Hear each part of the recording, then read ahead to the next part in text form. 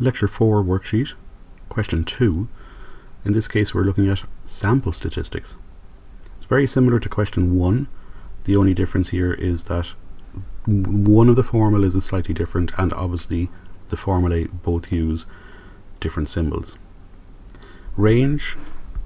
So we're asked to find the range, mean, variance and standard deviation for this sample data set.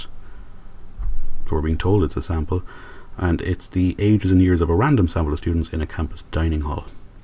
The range, again, is the largest minus the smallest. It's the difference between the minimum and maximum values, in which case it's 6.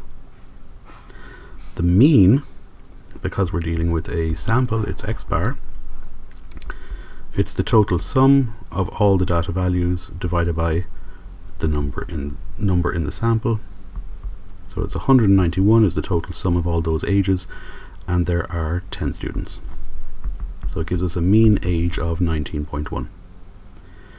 For the standard deviation, for the variance, because the question asks for variance, it's the same formula as population, obviously with different symbols, except for this.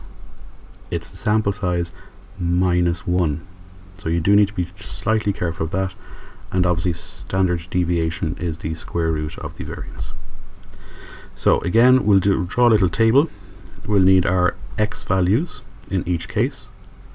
We'll then calculate the difference between the x value and the mean, and then we'll square each of those values. Again, I will fast forward through the rest of this just so you're not incredibly bored.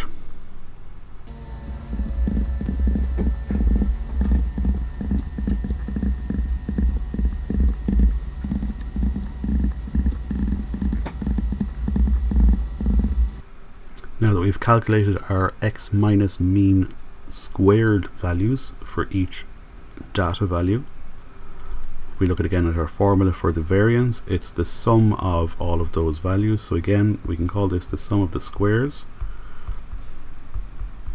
So we're just summing up all these data values. That gives us a total of 40.9.